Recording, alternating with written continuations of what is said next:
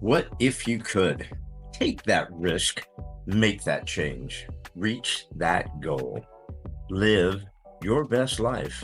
Welcome to another episode of the What If You Could podcast, where we get together with amazing experts and everyday people who share challenges, encourage healing, and explore the possibilities that life has to offer. I'm your host, Gary Scott, and I'm excited that you're along for the ride. Hey, everybody. Welcome to another episode of the What If You Could podcast. And today, my wonderful friend, all the way from Toronto, Canada, is Ian Chamandy. Good morning, Ian. Afternoon, whatever. Good morning. Well, it's afternoon here now, but good morning to you. I know where you are, and I love that area. It's beautiful. It's beautiful. I know Toronto's spectacular too. So, Ian, if I may, I'm going to go ahead and read your intro real quick so people know about you, who you are, and then I'm going to jump into something I usually don't do, but I want to read just what you have, your company's manifesto, um, because it's phenomenal to me, if that's okay with you. Yeah, that'd be great. All right, guys. So, everybody, we have Ian Chamandy. For over last 20 years, Ian has helped more than 400 organizations define their purpose and become consistently, uniquely remarkable through their proprietary blueprint process. Blueprinting defines an organization's purpose in 7 words or less and uses it to design how we'll operate and communicate. Ian has adopted this process for individuals so that they can create a personal blueprint for a happy, productive, self directed, and purpose driven life. He is also an author, speaker, and coach, as well as a contributor to a nationally broadcast television station. Ian co-wrote a book called "Why Would I Choose You?" Answering the most important question in business in 7 words or less, published by HarperCollins. So that is very cool. But I have to jump into your manifesto real quick. I'm going to read it. So for PurposeU, this is Ian's company's, his other companies, their manifesto. We believe everyone has a purpose. We believe everyone has something that makes them uniquely remarkable. We believe finding your purpose is both an art and a science. We believe our purpose is our superpower. We believe your purpose is expressed in 7 words or less. We believe those 7 words are words to live by. We believe you have one purpose that resonates both personally and professionally. We believe purpose gives you direction and meaning. We believe purpose creates leaders at home and at work. We believe purpose brings you clarity and confidence. We believe that purpose brings you joy and happiness. We believe purpose transforms your life. We believe the world can change one purpose at a time. We believe life gets better with purpose. Find it, live it, share it. Dude, if that's not a what if you could, I don't even know what to say. I read it 97 times and have goosebumps, and it's just it's so what if you could. It's so powerful. It's just so amazing, and I can't wait to jump into this. Thank you for letting me read that. Oh, thank you for doing it. I appreciate it. It's so great to hear it. Well, you've probably seen it before. And again, I can't wait to jump in this. I've been really excited about this because I've just gone down the rabbit hole of all the stuff that you do. But because we're the what if you could question, and I'm obligated to myself to ask the question, and you are the most what if you could with this thing. So do you have a what if you could thought, a what if you could question? Do you ever had of gosh, what if I could do this or that you'd love to share with us before we jump in? Well, I have sort of two, so I'll make them both quick. Okay. Um, it's actually my 66th birthday today, so Happy uh, birthday. thank you. As when you're getting into this sort of the rarefied air of this age, you think, what would I have done differently? And if I had the chance to do it all over again, I would have gone into music. I would have been doing that in the late 60s and early 70s. I would have been a part of that movement. I would have been writing that music and playing in those bands. And and I would be one of those guys who's now with whoever is left alive in my band playing the casino tour. Dude, sex, drugs, and rock and roll. I just didn't see that coming from you. I mean, these Yeah. guys are still out killing it in their 70s. It's amazing. And I go to Toronto has a very vibrant music scene, and I go to see tribute bands all the time. Of my favorite bands because they're, either not alive or they can't hit the notes or the real band, but the tribute bands are actually better than the real bands are now. So It's I just, not too late, Ian, for you to start a tribute band, buddy. Who would you start? If you had to start a tribute band, what group would you start as a tribute band? well, as a guitarist, Mm. not good enough to start this tribute band. But if I was going to start a tribute band, it would be Allman Brothers. Oh, right on. Right on. Yeah. Well, you could do it, brother. Okay, I'm sorry I interrupted. So what would be your second? So that's your first one, and that's awesome. Let's face it, we all want to be rock stars. I've wanted to be lead singer for Led Zeppelin for the last 50 years. They haven't called. No one calls me. I could do it. I could still hit some of those notes that Robert Plant can't do anymore, but Say I'll that let you. because If it, I'm reading Jimmy Page biography right now. there you go. So what was your second? You said you had two. What's your second thought? Yeah, well, I have this belief that at least half the people on this planet, right? So there's 8 billion people in the world. And at least half of them are walking around thinking that there's nothing special about them.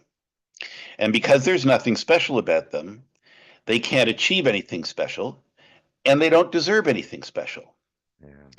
And, you know, until mankind finds two people who are 100% identical, which will never happen, of course, then that means that everybody, we're like snowflakes. We truly are like snowflakes. Everybody is unique. And that means everybody has something that makes them uniquely remarkable. And when you discover what that is, nobody can ever take that away from you. That's your superpower. And you've got it for the rest of your life. And no matter how much the world beats you down, you have this superpower that you can always rely on to help you out. And when you have that superpower, two things happen.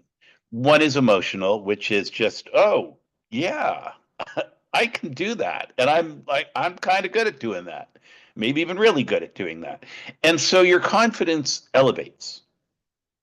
And all of us ride the confidence roller coaster. But no matter where you are in the roller coaster, if you know what makes you uniquely remarkable, the roller coaster ride is going to be higher, right? It's not going to be as bad.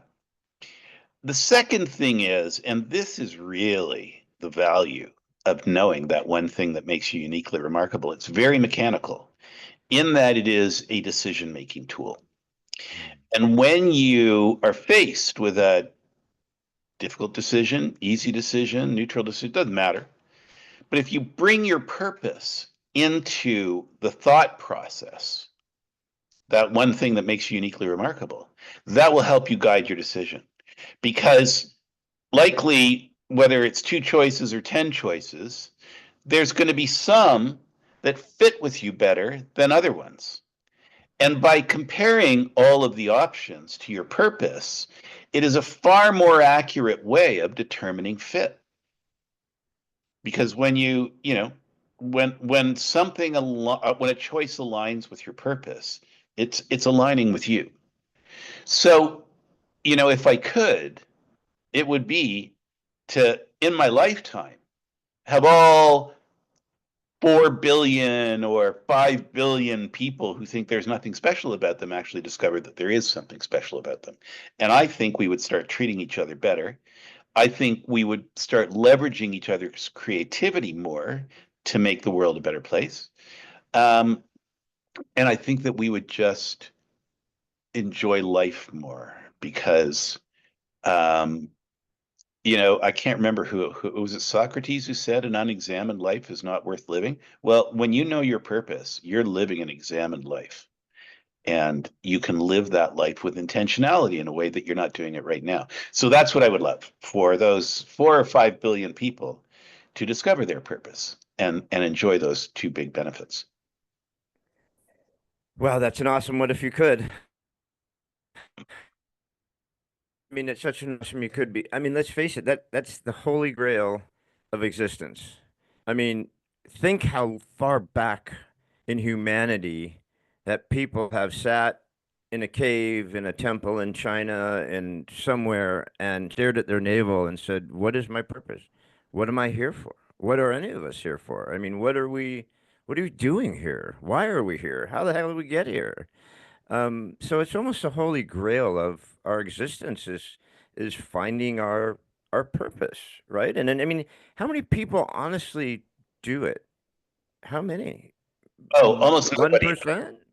I mean, Almost nobody, but it's not their fault.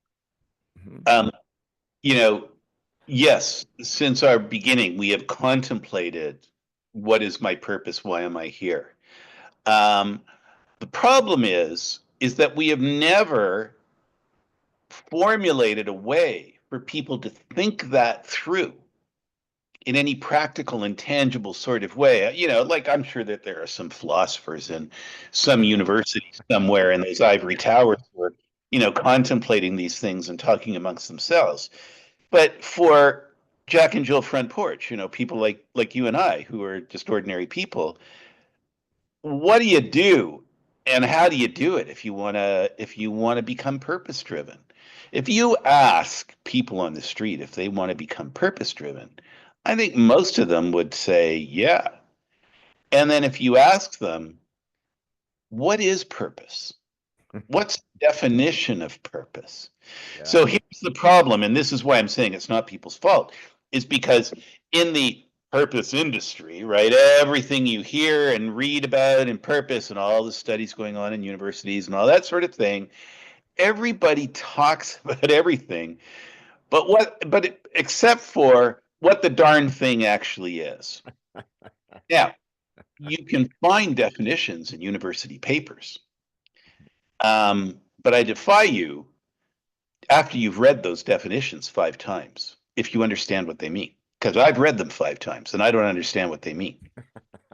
And so if you don't know what it is, how the heck can you go after it?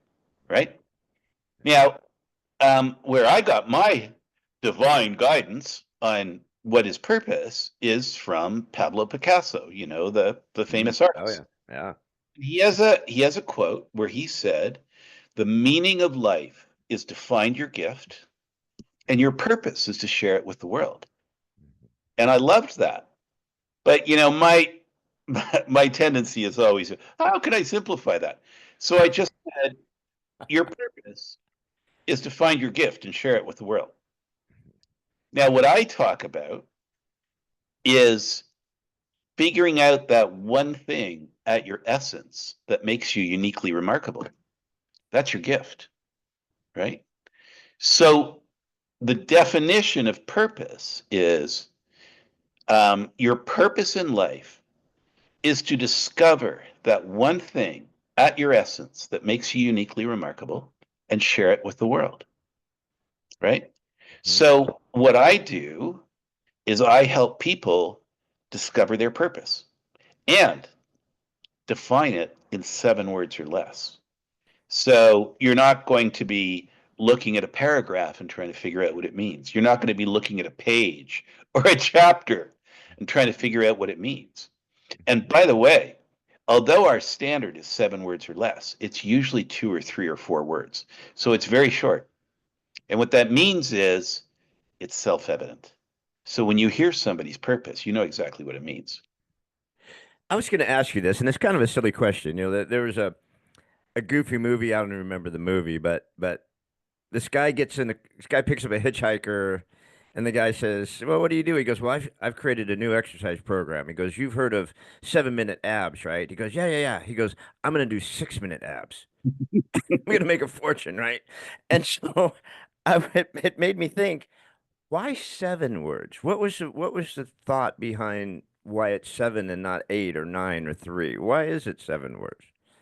Well, so there's two questions in there. One is literally why 7 words, and the other is why so short. Mhm. And so let me answer the why so short first.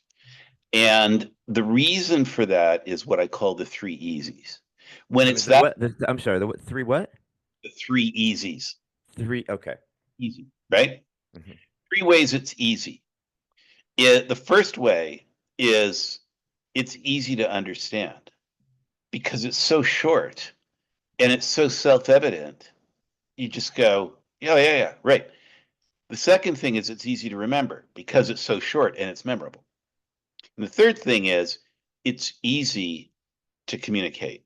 So if you tell me your purpose, and I go, oh, wow, that's really interesting. And then I'm talking to somebody else and I think, oh, and I start talking about, I can now talk about your purpose and I can talk about it. I can evangelize for you because your purpose is so easy to understand, easy to remember, and then easy to communicate.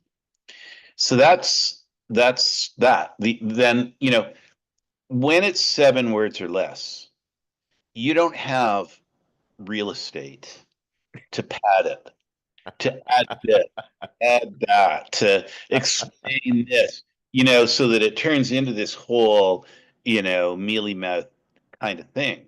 It's the old Mark Twain adage, right? I wrote a long letter because I didn't take the time to write a short letter. Well, this process is taking time to write that short letter. It's taking the time, doing the rigor to, get underneath and discover, like, because you have a pretty broad life, you have a pretty broad range of skills. There's something that ties all of that together.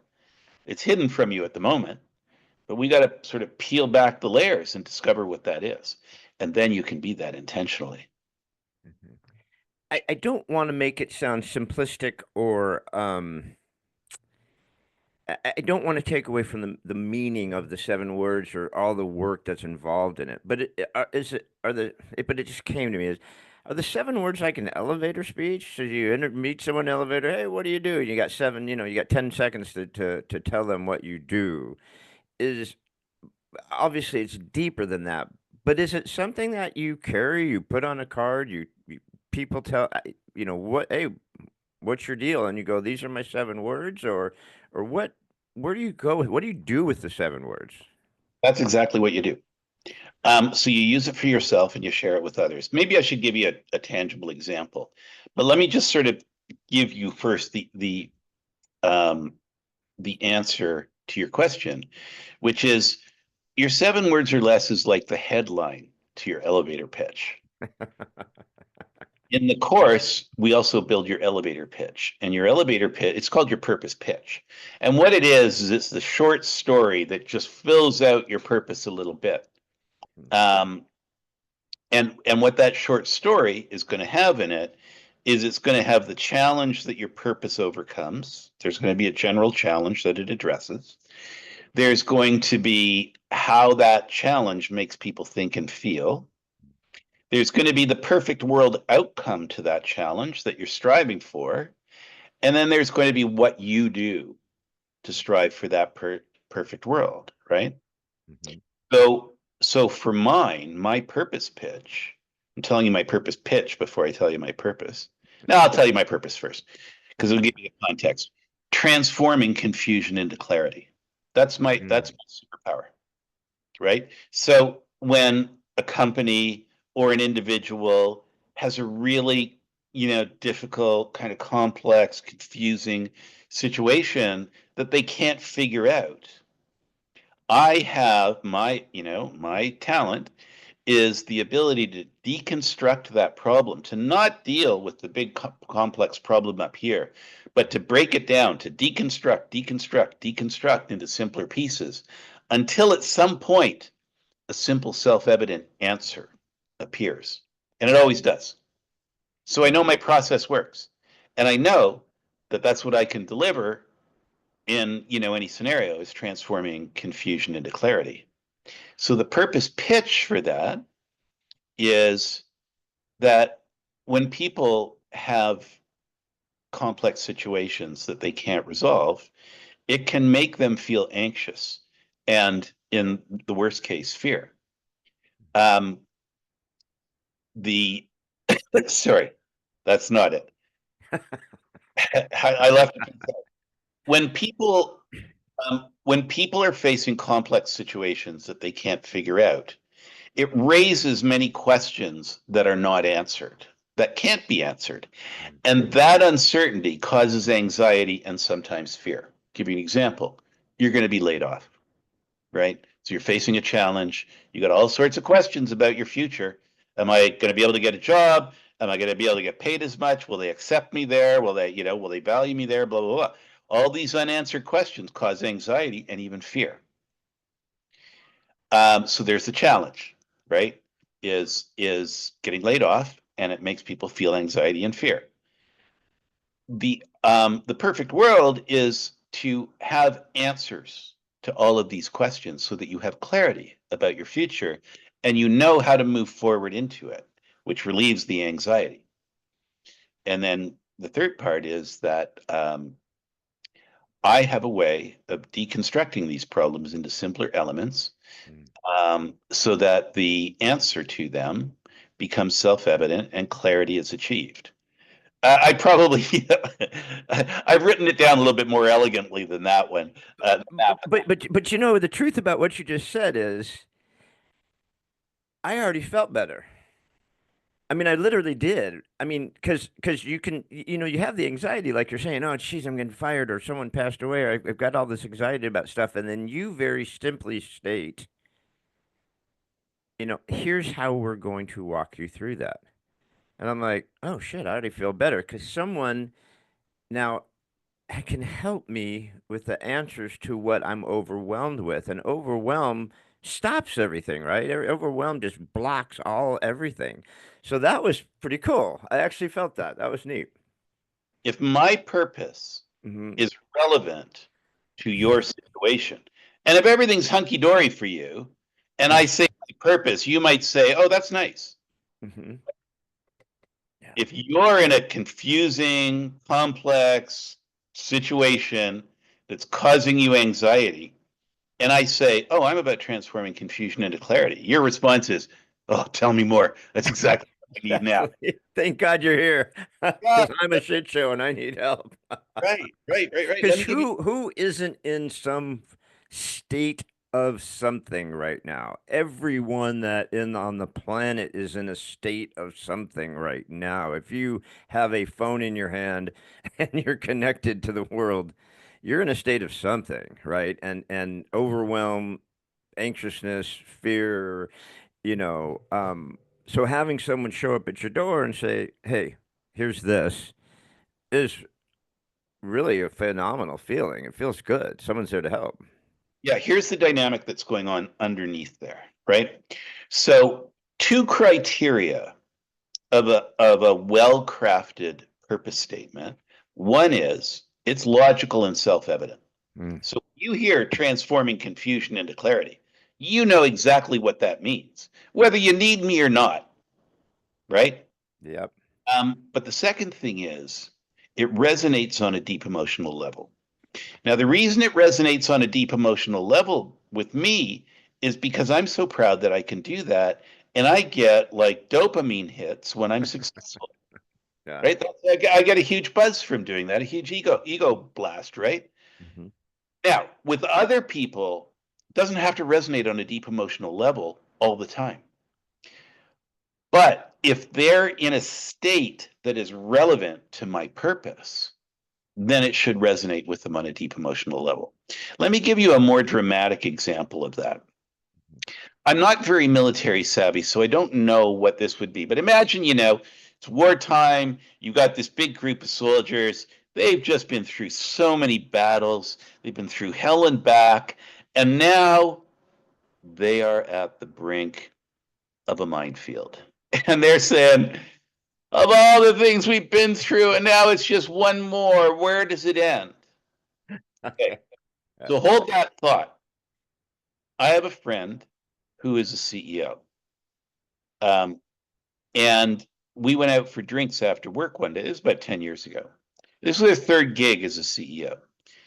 And she said, "You know what, Ian? I'm getting kind of bored because the company's running itself." And I said, "It sounds like you need a new gig." And she said, "Yeah, but it scares the hell out of me to think about that." It's like, what? Why does it scare you?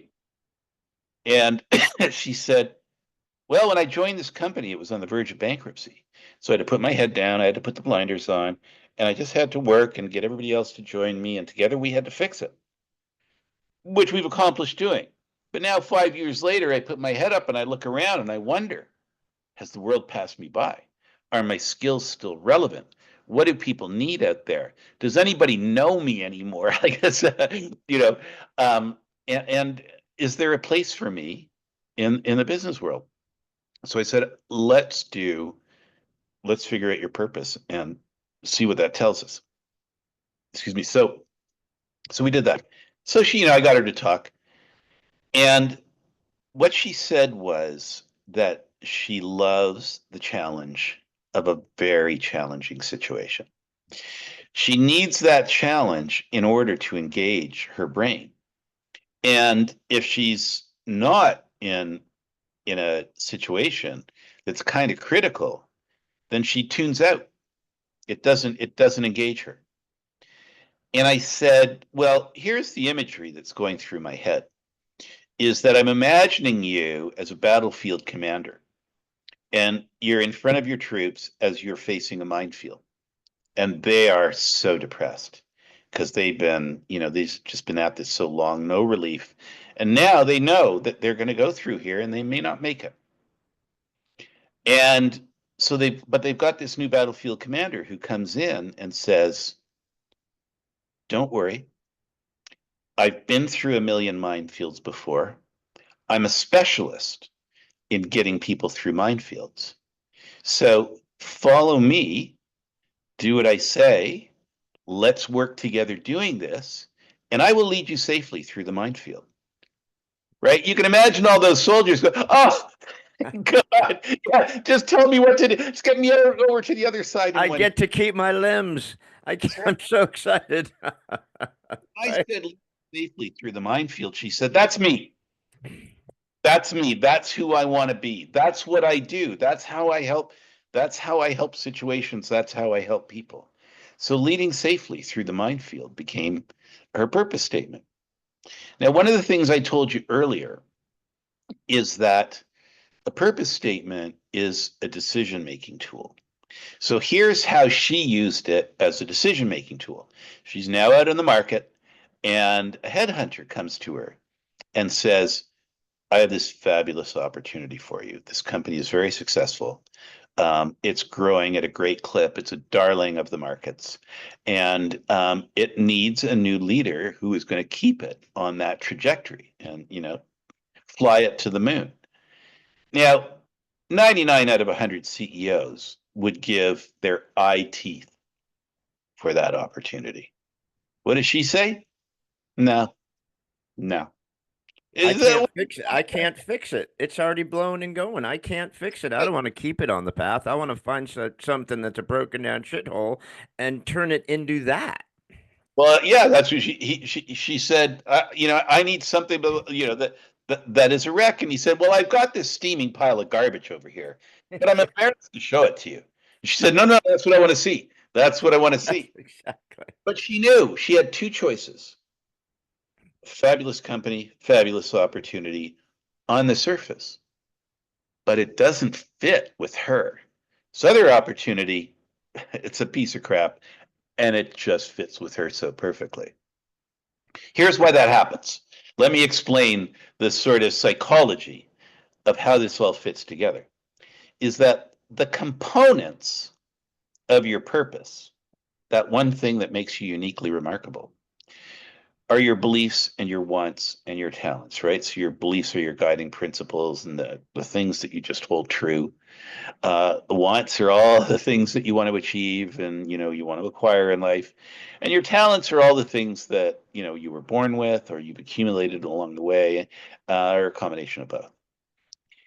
Those are the raw materials for what makes you uniquely remarkable, your purpose. So when I make a decision that's aligned with my purpose, I'm actually making a decision that's aligned with my beliefs, wants, and talents.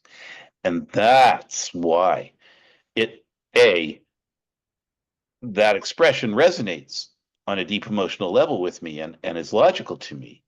But the other thing is, because decision B I've made decision B because it's more aligned with my purpose. It's more aligned with my beliefs, wants, and talents, with who I am, at my core.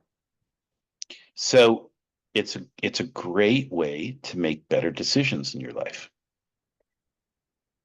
How many people, though, will obviously you have a lot of people doing what you're doing. You've had multiple corporations and you've taken what you were doing in corporations, you've transferred this to people now.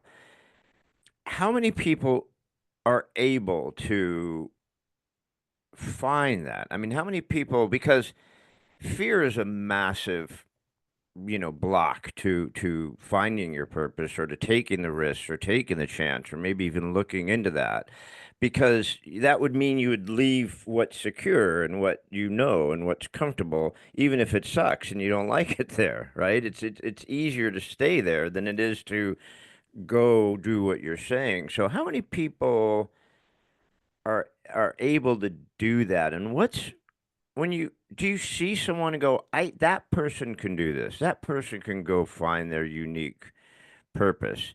That other person, I don't think they're going to get there because they're not going to let go. They're holding on too tight. Is that am I making any sense? Is that you Oh, see no, no, that in people? you're making total sense. But here's the thing, is that you are not, I think the implication of what you're saying, right? I've got the what I know over here that I'm comfortable with. I'm afraid to go over here into the unknown. There is no unknown. Sorry, I can't remember which way I'm pointing. We are not, we are not examining an unknown.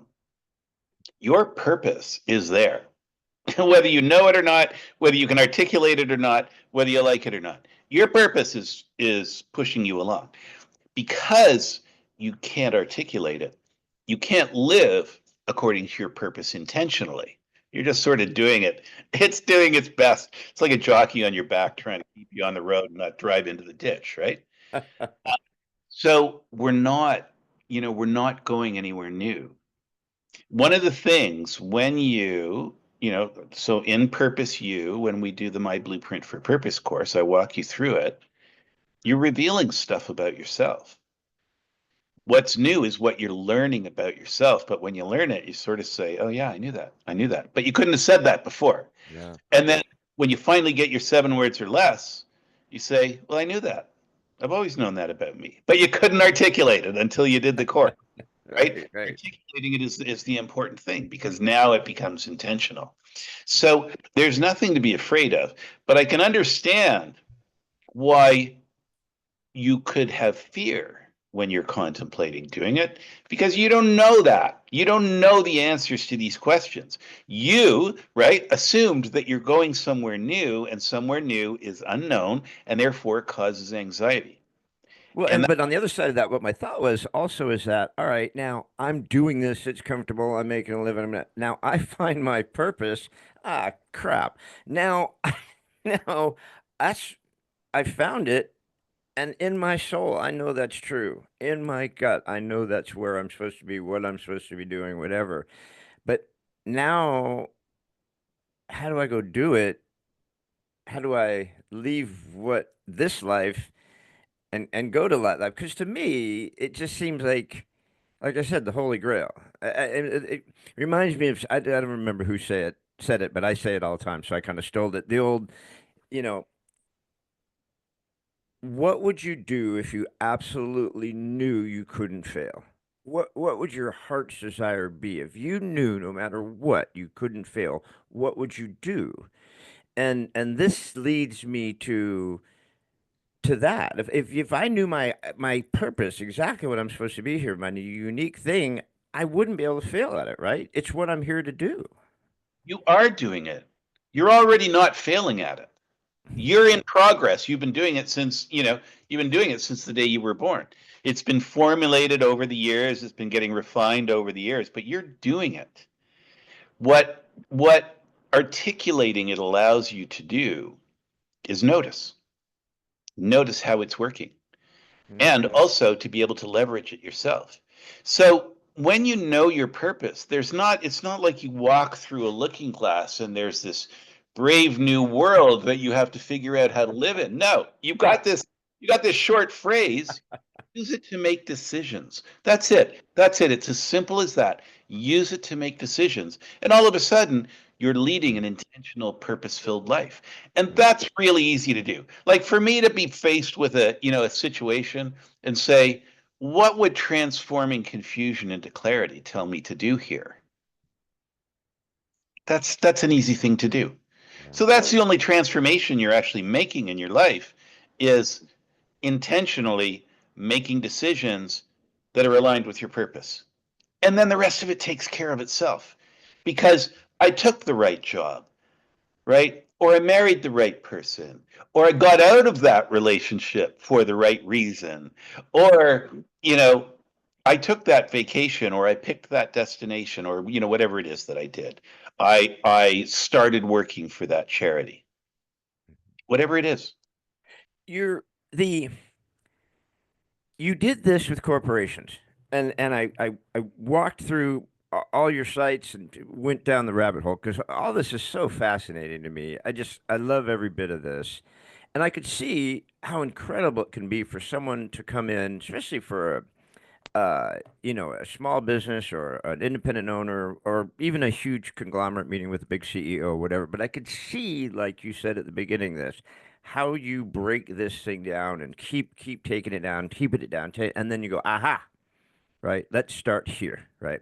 So then, how did you then translate this to the individual? Um, which seems to be a bigger challenge fixing a person than it does a corporation. How did you make that shift to go, well, I could do this with people, what I'm doing with corporations? The big thing to figure out was not like I I had this corporate methodology that I had been doing for a little over 15 years when we first started doing individual stuff. And so to adapt it to individuals was not difficult. Because it's so simple, right? Define who you are in 7 words or less. Use that to guide everything you do and say. Three parts of the methodology, really simple, really logical. What was tricky was saying, if I'm not there, how do I get you to go through this process? Yes. Yeah. So I had to figure out a way of leading you down a path that 2/3 of the way down that path would reveal your 7 words or less, your purpose. And then the rest of the way down your path, what that path you're building on it, right? You're learning the story of your purpose and how to apply it. So, what we do, let me just back up a sec. PurposeU is my company, Purpose University, right? Mhm. And you take a course there called My Blueprint for Purpose. And I lead you through the process of making a blueprint for your purpose. Now, And I don't want to interrupt you. I'm sorry to interrupt you, but the blueprint for purpose, that that was also for the corporations, right? I mean, was that also you were using that for the corporations, and then you transferred that to the purpose you to put on a purpose.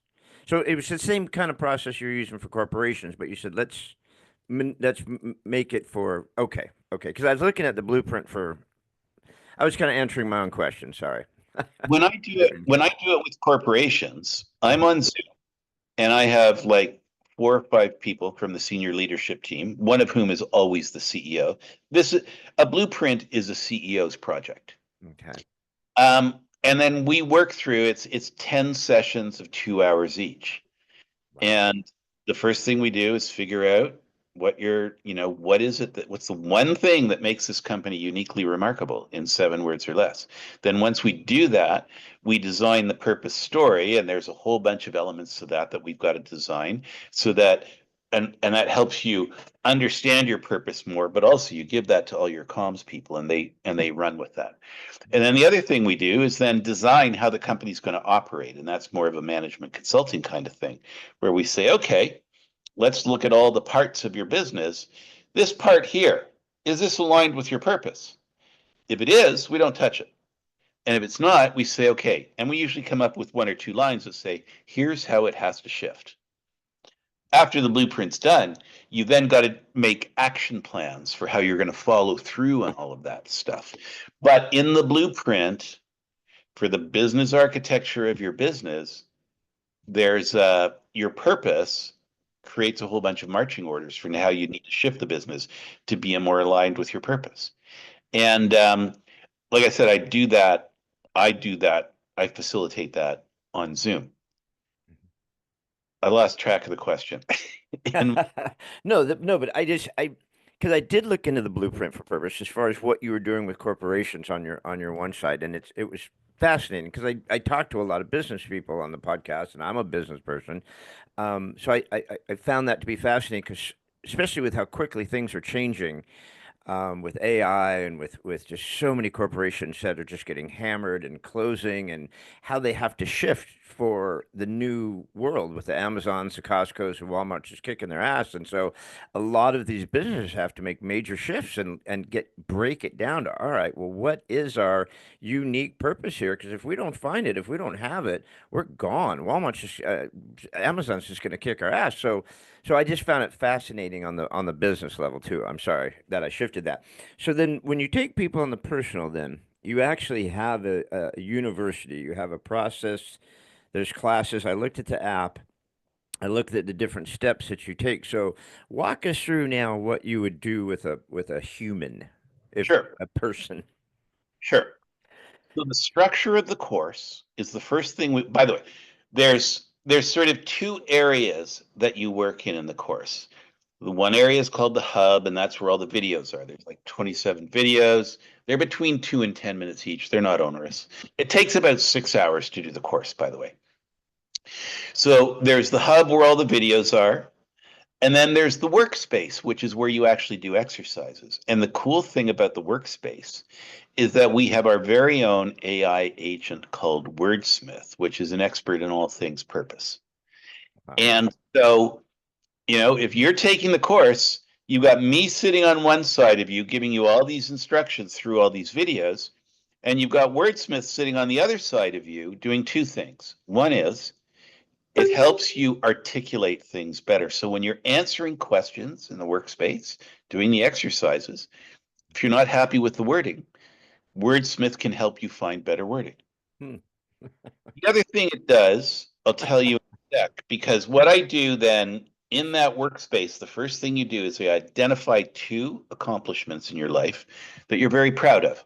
One ideally at work and one ideally in your personal life. And I lead you through a process of answering questions to deconstruct that accomplishment so that at the end of that 7-step process at the bottom, we have 3 buckets of new information about you: your beliefs, your wants, and your talents. Remember, I told you those are the raw materials of your purpose, of what makes you uniquely remarkable. Now we've got them articulated. So you're seeing those for the first time. Hmm. Now you've finished the first phase of the course, which is to reveal those beliefs, wants, and talents. And here's where Wordsmith, the AI agent, really comes to the fore, because the second thing it can do is it can analyze data and see things that we can't see. Hmm. And that's what it's going to do with the beliefs, wants, and talents. You're going to put all those into Wordsmith, and you're going to say, where's the common thread inside this? And express that common thread in 7 words or less, and give me 10 options. Let me see what 10 options look like. And boom, you got 10 drafts of a purpose statement. And you can see something there where you say, oh, that's me. You can say, oh, I like that word. I'm gonna put that word into the parking lot to remember. Or you could say, I like the first part of this and the second part of that. Or you can say, you can press a button and say, give me 10 more, give me 10 more, give me 10 more.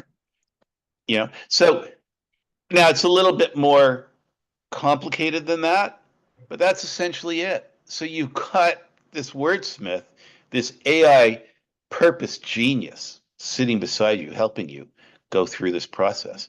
And I tell you, when I was when I was having to design the course and incorporate the AI into it, I was just my mind was blown by what it could do.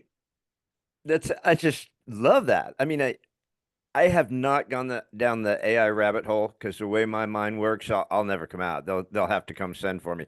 But a friend of mine asked me to be on her podcast, and I've never been on a podcast. I host podcasts because I just like to ask a question and shut up. I don't like to talk about myself that much. So she said, send me a bio, and I said, I don't have a bio. So I stalled and stalled, and then she posted something about our podcast coming up, and it had this great bio. I'm like, where did you get that?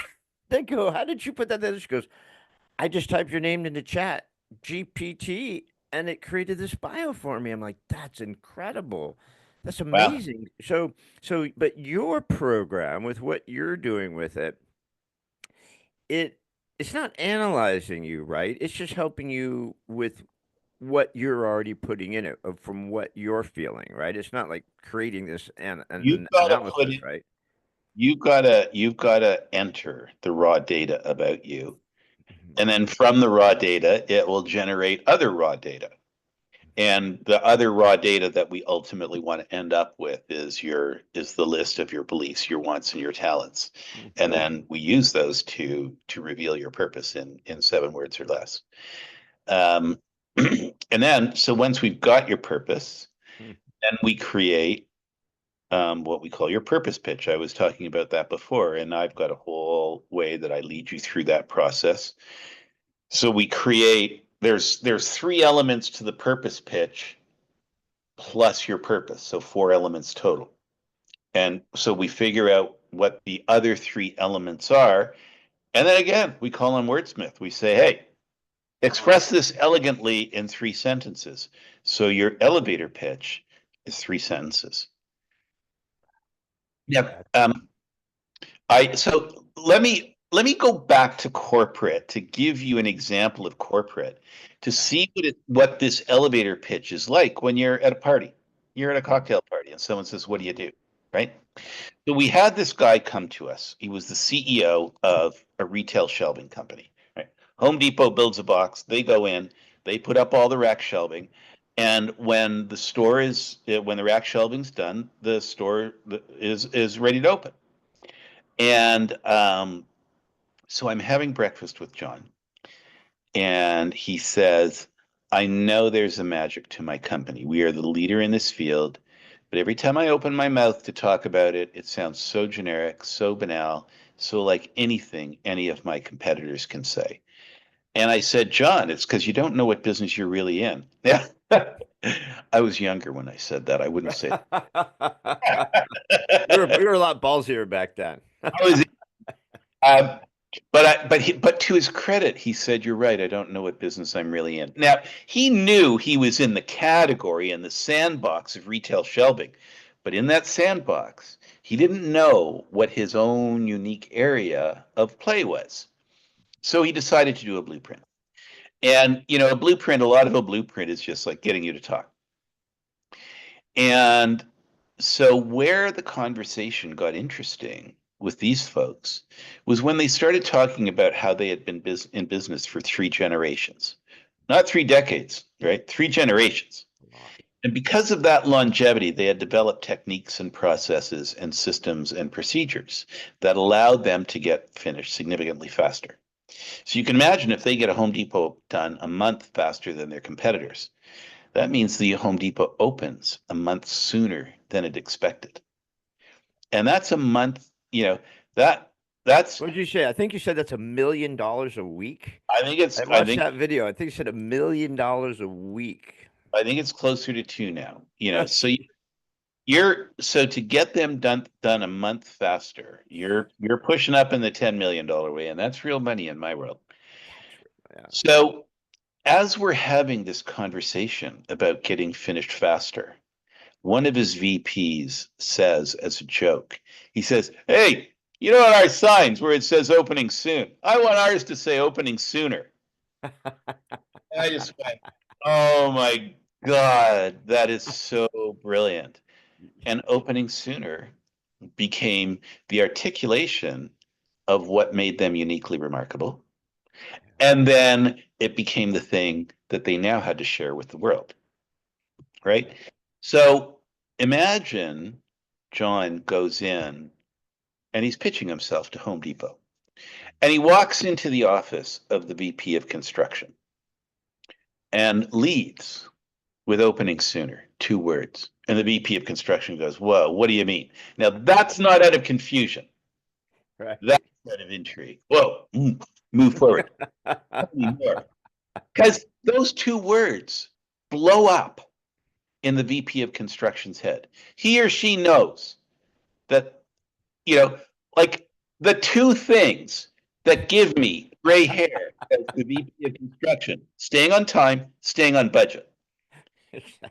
And you're telling me that you're not only going to stay on time, but that you're going to beat my deadline by so much that we're going to generate revenue that we never anticipated. And a lot of it.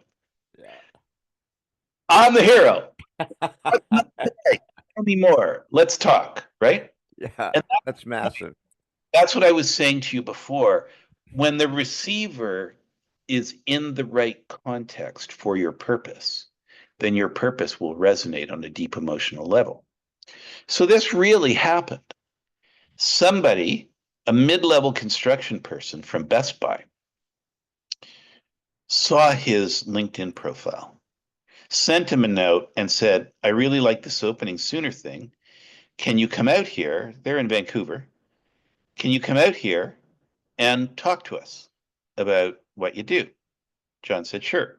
So he flew out and he arrives at Best Buy expecting to meet this mid-level manager and her boss. And he gets ushered into the executive boardroom where he is now in front of the CEO and the entire senior leadership team. Wow. He spends an hour, talking to them, doing the opening sooner pitch, talking to them, blah, blah, blah. And at the end of the meeting, someone says to them those words that you hate to hear. Thank you very much. We'll get back to you. And that means one of 2 things. One, you'll never hear from them again. Or 2, you'll hear from us in 6 to 12 months when we get our act in gear. Yeah. So John goes to the airport. He's taken the red eye back and he's sitting in the departures lounge and he gets a call. And it's Best Buy. And it's Best Buy saying, we have an $800,000 contract for you. And if you do that well, there's many more to come. And they did that well, and they did get many more to come. Wow. Keep in mind that all of that came from a mid-level marketing manager seeing 2 words on a LinkedIn profile. And that whole thing that blew up in her head, she knew what that meant. She told her boss that blew up in her boss's head. He or she knew what that meant. And they were able to explain that in such a convincing way to the senior management that the entire senior management team thought it was important enough to convene to hear this story. And it was. And That's and massive. I mean, I've been in real estate for 35 years, and I'll tell you what, you're guaranteed when you come in and meet with a contractor that it is going to be over budget and it's going to be behind schedule. You just know it. And so a 10% contingency, forget it. Just put a 30% contingency because that's not going to happen. So if someone comes in and tells you that they're going to beat that by a month and be under budget and create income for you instead of steal your money. This is incredible, right? And then I mean, I'm a real estate broker. How many times have I heard, "Thank you for coming over to the house. We got to think about it," or we'll get back to you, right? You just, dang it, where did I miss, right? So, but I mean, so it's more than an elevator speech, and I felt bad using that term elevator speech because it's really so much deeper than that. An elevator speech can be a bunch of baloney, but really, this is my unique purpose. This is my gift. This is what I'm here for, and I'm going to honor you by giving it to you, and help you. I mean, it's really an incredible thing. when you identify it correctly, it's not like, oh, this is your purpose now, and at some point in the future, your purpose is going to change.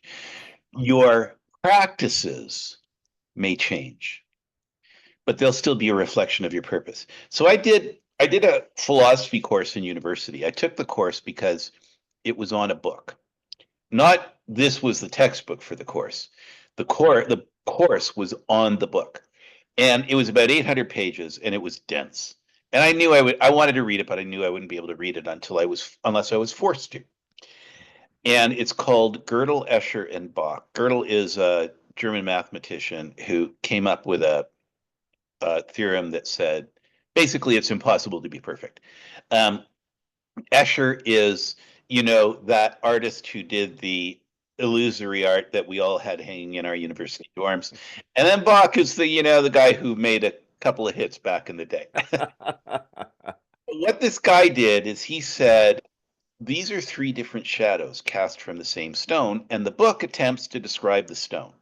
Well, I stole that metaphor and I have been using it for the past 45 years.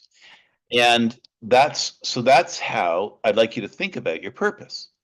Your purpose is the stone, and everything that you do and say becomes a shadow cast from that stone.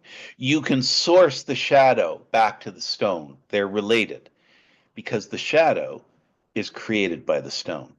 The shadow, your Yeah, action or what you say, is created by your purpose, and therefore it's aligned with your purpose, and therefore, it's valuable and charismatic. that's awesome. You make it sound easy. Please say And simple. to make it sound simple, and the corporation part, I totally get. You walked me through it, you guys. I come in. I'm going to help you find this. I'm going to nail this for you guys. I'm going to break this down. We're going to simplify this. We're going to fix it. We're going to disregard all this other crap that's fluff that doesn't matter. This is what we're going to focus on. I get it. And now I'm going to set up an action plan for you guys. We're going to make this work. Okay. I come in, I sign up. You got a great deal going on right now on your program. I do it. I sign up. I find my purpose. Then what do I do? Now what do I do that I've got my purpose?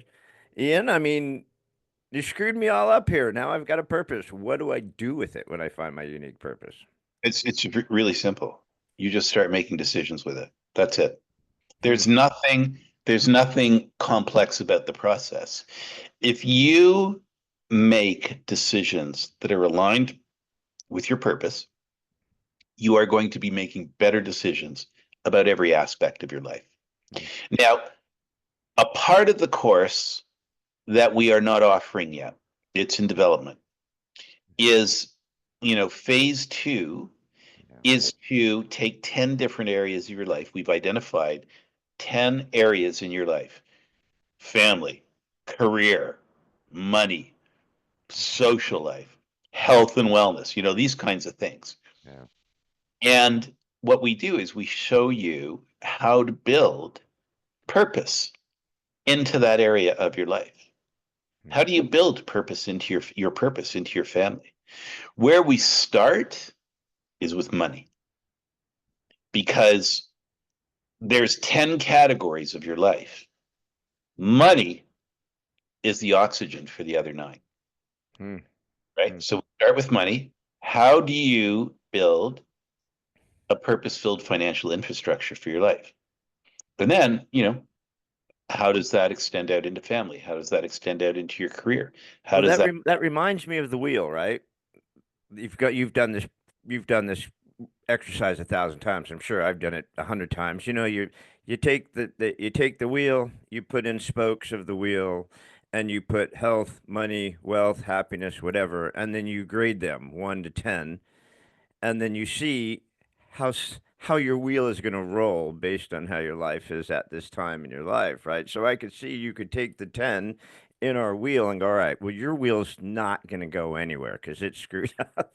This is flat, this is high, this is right. So you're able to take us once we have our purpose and make our spokes you can all, start on those to make them uniform. yeah, Now, I've never heard that metaphor before, but I like it. And with your permission, I will steal it and use it. What we do is yeah, something it's very great. Yeah. right, because when you get into phase two, we do start out with taking an inventory about how you feel about each of those 10 areas of your life. how you're performing there, how you feel about it, that sort of thing. And that begins the process of thinking about, you know, if I asked you to do an analysis of the performance of your family life, sounds like a bizarre question. Hey, your family is one of many projects in your life, Yeah. right? How's that project going? How is it designed? What are the milestones? How do you evaluate it? How do you, right? So nobody ever does. I mean, we do it loosely in our head and that sort of thing, but not with any rigor. Well, what we do is we get you to do it with some rigor to really analyze your finances, from a different perspective than just finance. Yeah. Holistic, how does it fit in your life? How's that family project working? What are the strengths? What are the weaknesses? Okay, how's purpose going to help you shore up those weaknesses? Health and wellness. You happy with what you're doing there? Right? What does your purpose say you want to do there? And when now again, when your purpose says something different from what you're doing, that's not something scary. That's a relief. Yeah. Because where it points, you go, oh, right, right. I like that better. We're such a lost world, and I found it so interesting how you touched on COVID, and you've been so grateful for your time. I'm not going to try to keep too much longer, but um, you know, COVID did reveal so much, and you touch on that on some of the things I've read, um, where people really did just go, "Holy cow, man, I'm not happy. I don't like my wife. I don't like my kids. I don't like my job. I have no idea what I'm doing. I don't know what I'm doing here." And I think it was a real wake up call. I have these wake up calls for the last 62 years. I do this every morning when I wake up, like, what am I doing here? Um, so I love this. This was really, really awesome. And I'm gonna go sign up and I'm gonna do this because I just think this is a really incredible opportunity for people. Because like I said, I maybe know two people in my life that know their purpose and are actively working within their purpose. And everyone else is kind of just, oh, I can't wait till Friday because then I can just do what I want on the weekend. And oh, crap, it's Monday and now I have to do whatever. And I'm like, it's not a way to live your life, right? It's just not a lot of, what are we just born and then die and we're the dash, right? You've seen the dash thing, right? The poem about the dash. It's a great, great poem about the dash where it just says, when you go to your gravesite and you look at your tombstone, there's a date you were born and a date you die, and then there's a dash. And that dash is your entire existence.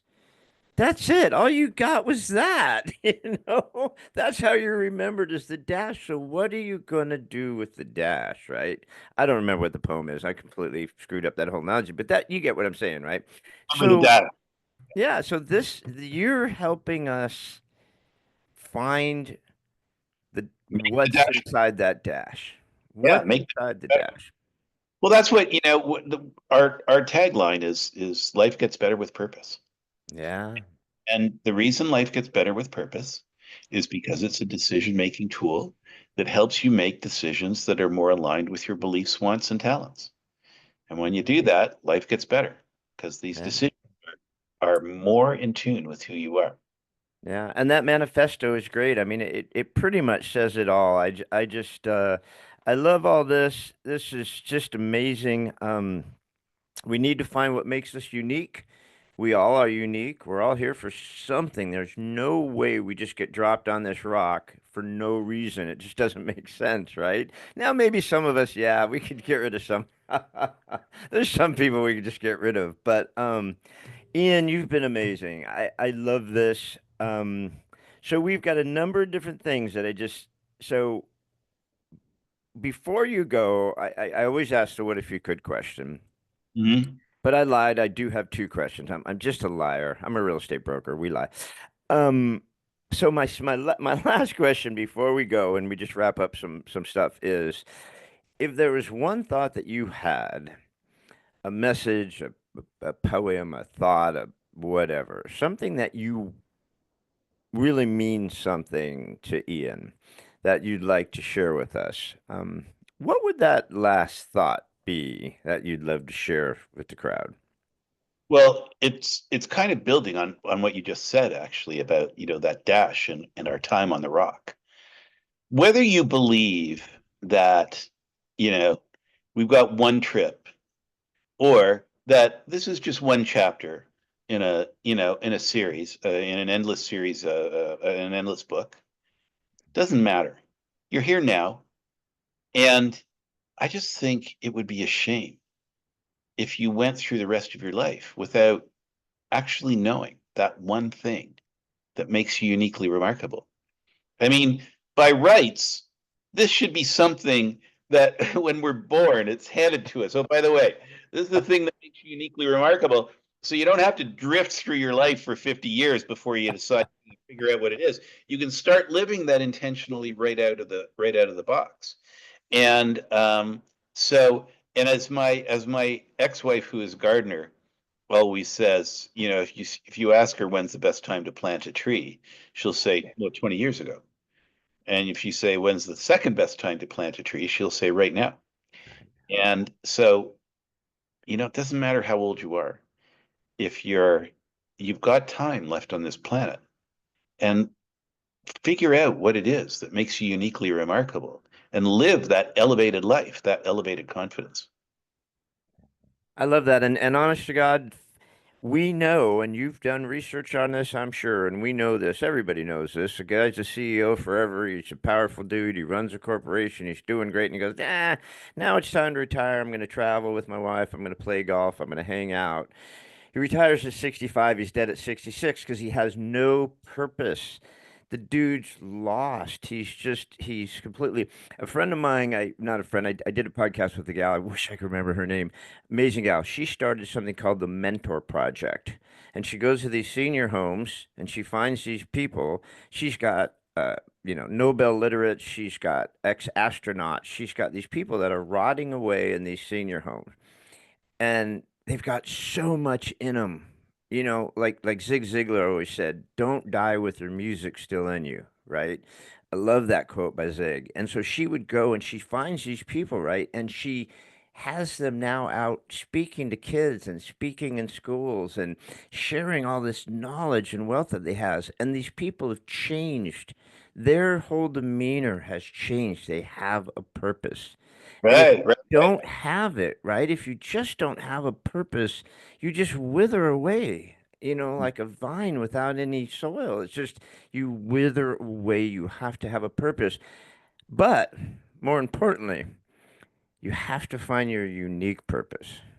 And that's why I love what you're doing. I just love it, Ian. It's just awesome. I'm just Thank so you. grateful. So to wrap this up now, because you've been so gracious with your time.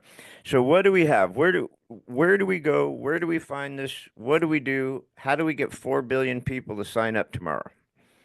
So you go to purposeu.ai. So it's like PurposeU, like Purpose University Mhm. dot AI. And when you get there, you'll be able to sign up for the course. You'll be able to get all sorts of information on the course. I'm going to give you a discount code because we're in our soft launch phase right now. And in our soft launch phase, we're offering the course for 50% off. So be able to put in your show notes that, for your listeners. So any of your listeners can use the discount code. But the other thing is, you can give it as a gift. You can give the gift of purpose to your family, to your friends, and they can use the discount code to discover your purpose. So it's like I'm dropping a pebble in the water here, but I want to get that ripple effect where you not only get your purpose, but you cause other people, they're grateful to you because when they discover their purpose and they experience that elevation in confidence and that ability to create, to come up with better answers to the questions in your life, it's you that they said, you did this for me. You changed my life this way. So I would encourage, yeah, just give it away. Give it away. I love that. I never really liked the term "pay it forward." I don't know why that always irritates me, but I never really liked that. But this is good. Give the gift of purpose. give the gift of purpose, because my gosh, I mean, what bigger gift can you give someone than to help someone find their unique purpose? Now I got to give it to my two boys. I'm not going to give it to my wife because, but I'm going to give it to my two boys. I'm going to do it. And Ian, this has just been wonderful. So everybody, we have Ian Chamandy. He has PurposeU. We're going to put all the links and the codes and all the stuff on attached to the podcast, but you've been wonderful. I know you're a busy guy. I'm super grateful for your time and Had a great what you're time. doing. And you know what? I can't wait for the second version because honestly, that's super exciting to me to find your unique purpose, but now for you to take that and be able to walk through that because I know how humans are, right? I know how we are. We'll find our purpose and go, "Ah, I'll put it on the shelf and then I'll get to it later, right?" And then they'll just waste the fact that you have helped them find their purpose. But now we're going to move them to the second stage. We're going to find their purpose and we're going to walk them through it so they live their best life ever. And I couldn't be more excited. One thing I'll say about what you just said there, sorry to interrupt, Yeah, is that you can't really put your purpose on on the shelf after you've discovered it. It's only 7 words or less. You're never going to forget that. It's always going to be in your mind. And like you may forget to use it as a decision-making tool every now and then, but it'll pop into your head. You won't forget it. It's going to be there because it's what makes you uniquely remarkable and you're proud of it. I So, love that. Yeah. yeah, not like a big plan, like a McKinsey binder that goes up on the shelf. Well, see, that's what makes it so special is because we do complicate things. Right? We make things so complicated when we take these courses and we do these, 8-week programs and we get these binders and we got to do homework and we got to do all this crap. We just don't do any of it. I could show you 100 of them right behind me of different courses I've signed up for. But you guys giving us this unique finding it. And then it's like being rewired. It's like I don't need to think about it anymore. It's just what I am and who I am, Just and there. I now carry it with me. You've exposed it, even if I knew it, like you said earlier, even if I've always known. But now you've brought it to the surface. You've rewired me to always be conscious of the fact that this is it. And I think how much more simple is that, right? Mhm, mhm, exactly. I love it. I knew we'd get there. Well, again, everybody, this has been Ian Chamandy. He's been awesome. He's got Purpose You. We're going to put all the connections. So grateful for your time. This has been wonderful, God. I mean, what could be better in the world than helping someone find their purpose? I just don't think there is anything. So thank you so much. Thank you, Gary. I really appreciate the opportunity to talk to your audience. This is great. All right, my friends. I'll talk to you later. Thanks for watching. See ya. Thanks again for joining us on another episode of What If You Could podcast. Please subscribe, like, share, and give us any feedback. We'd love to hear it. And remember, if you can dream it, you can do it. See you next time.